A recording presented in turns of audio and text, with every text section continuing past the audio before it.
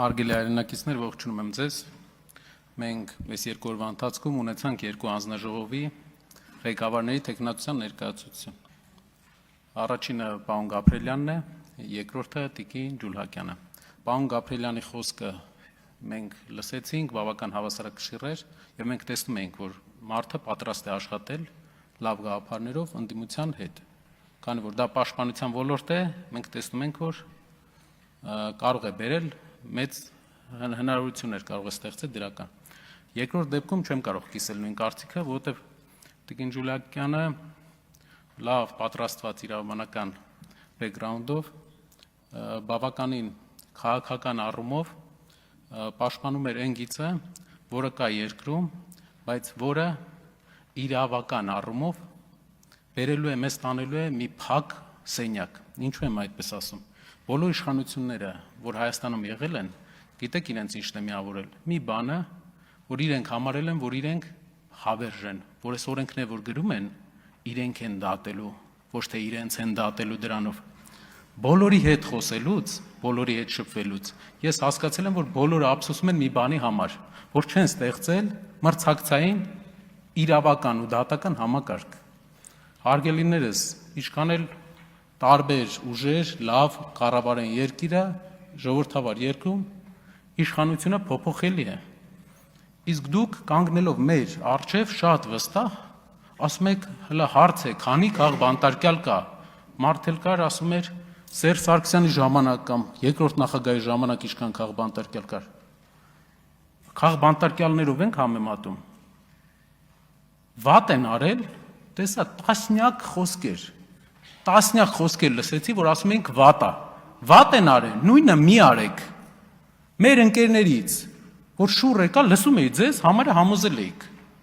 Շուռ եկա, տեսա կեսը բերդից են եք էստեղ։ Ու մենք հրավիրում ենք եվրոպական բոլոր դեսպանություններին,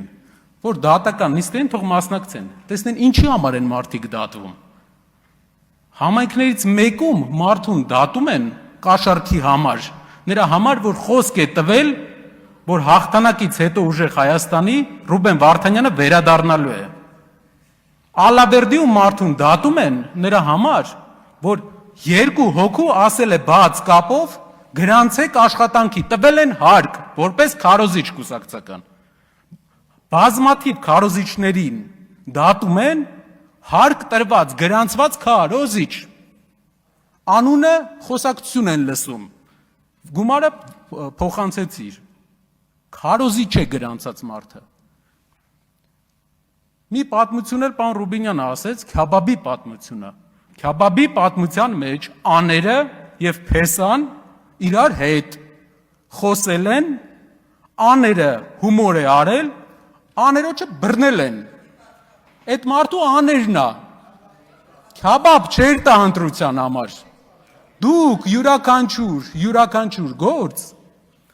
յուրաքանչյուր գործ կարա կտրեք ու ներկայացնեք այդպես, բայց ոչ մի բան մեր ժողովրդին չի ստիպի,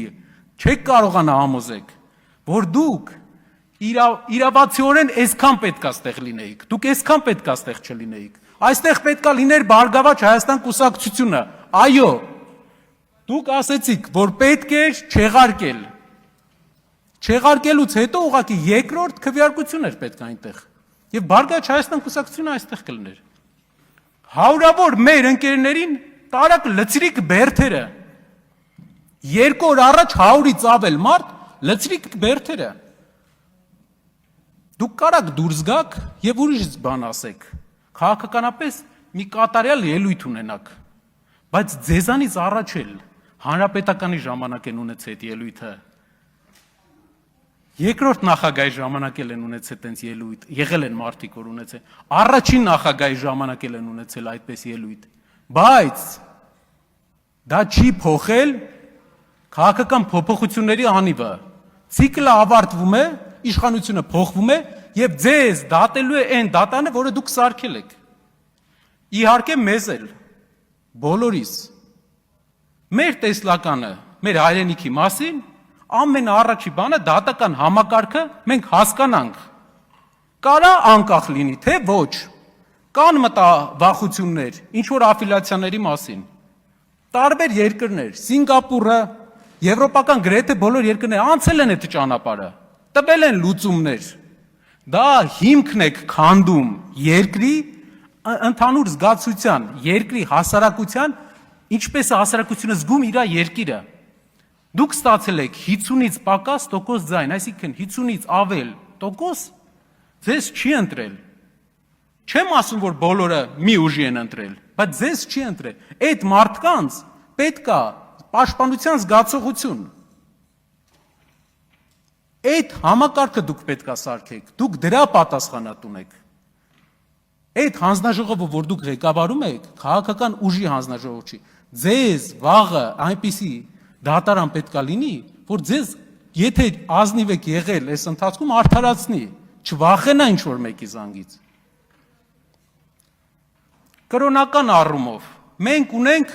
մեծ տարբերություն, մենք գիտենք դա։ Ես կարծում եմ, որ կրոնական մեր թեմայի արծարծումը այստեղ ուղղակի կբերի նիստերի խաթարմանը։ Մենք իրապես հայ առաքելական եկեղեցու հետևորդ ենք, ձև չենք անում։ Մենք համարում ենք մեր լեգիտիմ եկեղեցու առաջնորդը մեր կաթողիկոսը Գարեգին Վեհափառը, ում ընտրել է համայն հայությունը 99 թվին։ Իսկ գիտեք ինչ եղել 99 թվից հետո։ Մերոններ, կնունքներ, 100 հազարավոր հայ երեխաների։ Եթե դուք մերժում եք մերոնը, մերժում եք կաթողիկոսին, դուք մերժում եք մերոնը։ Դուք մերժում եք մերոնը, կրոնական, քրիստոնեական առումով դուք հարցականի տակ եք դնում 100 հազարավոր մեր հայրենակիցների քրիստոնեա լինելու հարցը։ Հարցականի տակ եք դրել։ Այդ իսկ պատճառով այս թեման կարծում եմ մենք աշխարհիկ երկիր ենք, կրոնական հարցը ազգային ժողովում կարող ենք շատ չքննարկել, որովհետև հարցը դուրս է գալու քաղաքական խոսույթի շրջանակներից ամեն անգամ։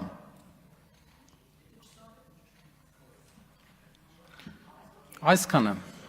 Շնորհակալություն։ Ինչ վերաբերում է պարոն Ռուբինյան, մի բան էլ ձեզ ասեմ։ Ընդդիմությունը ընդհանրապես հարց տալու հիմնական հարցեր հարմար հարցեր տալու համար է նաև պարոն Ռուբինյան։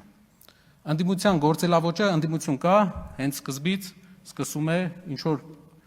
գործելավոճով, որը հարցերը մեկից է տալի։ Կա ընդդիմություն, որ ուսումնասիրում է process-ները, նոր է հարցեր տալու։ Մենք հարցեր տալու համար ենք այստեղ